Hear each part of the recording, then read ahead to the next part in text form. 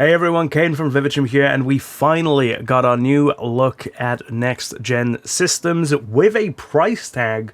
It came from a console that none of us were expecting or had even officially heard about until now, only through whispers and rumors. That's right, Xbox have announced the Xbox Series S, the all-digital version of the Xbox Series X, at a whopping £250, which is an absolute bargain price and a lot cheaper than I think a lot of people were expecting. They're playing some games to try and take advantage of as many sales as possible here because I don't think they're very confident in their sales leading into this generation. So they're just gonna play games with Sony, it seems like. But yeah, this actually happened after a bunch of leaks were coming out about the system, so they decided to say, you know what, screw it, we're gonna reveal it ourselves, we're gonna control the narrative here. So they came out and said it on the official Xbox page. I believe Xbox UK might have done it first, I'm not sure. But they popped up and were like, yeah, it's official. It's £250. Sorry about that. Officially reveal a tiny bit more soon on what we're doing. But then as soon as that happened, obviously, a trailer was leaked by @_H0x0D_ on Twitter, or Walking Cat as they go by. This is a leaked trailer, I should say, so, you know, pinch of salt, it might not actually end up being true, but it does seem legit from what I can tell, and it has some interesting features and announcements brought up, so I thought that was a pretty cool one.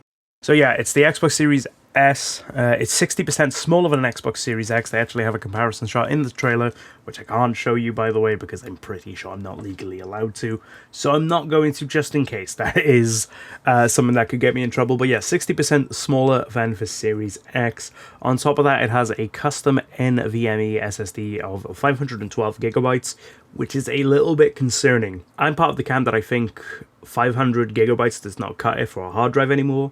I know it's rich for me saying that as a person who has 7 terabytes in their PC, but for me, when AAA games are getting bigger and bigger and bigger, and those are your main sellers for these consoles, 500 gigabytes, which is essentially, what, 3 AAA games at this rate? Like 3, maybe 4 at a push?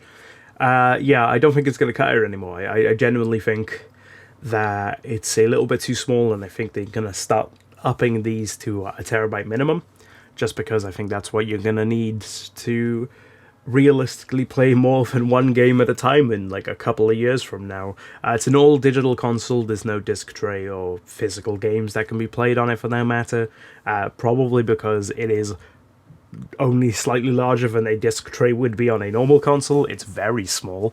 It's not much bigger than a Xbox Series X controller in the comparison shot, and the Xbox Series X console itself is already pretty small, based on some comparison images that we've seen floating about the internet. So it's going to be a small one that you can like tuck away on your setup. It's excellent for me, to be honest, because that's what I wanted from a digital Xbox. I wanted something that I could easily hide away and not really worry about.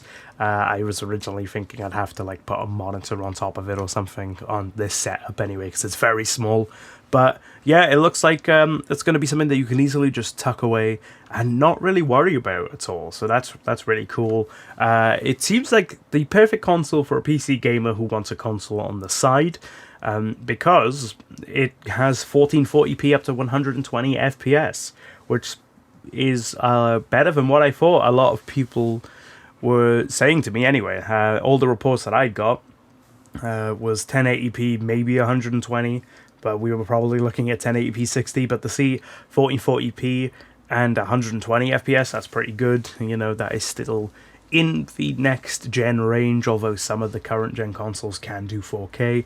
But, you know, this is meant to be the smaller console, and it does have 4K upscaling, which, whilst it is a native 4K, is decent all the same, and can still provide you with a 4K experience if you so desire. But yeah, we're getting some ray tracing, make your games look extra shiny, extra reflective. I mean, look, it sounds like I'm being super sarcastic. I think ray tracing looks really good.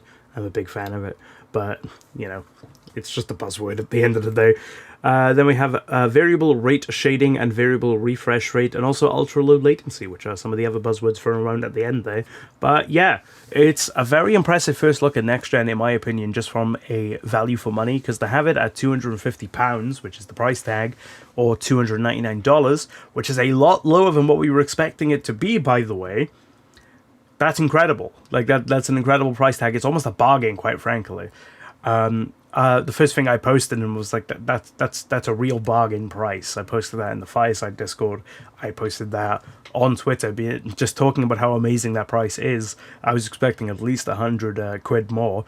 So that's quite a nice little thought, and puts my mind at ease a little bit about how much money I'm going to now have to spend for the bigger consoles if I decide to get them. But this console does look pretty good. It looks like the kind of system that I'm going to be getting, quite frankly, just so I can take advantage of Game Pass Ultimate, and then maybe make some comparison videos and some extra videos, just open up some more content options for me.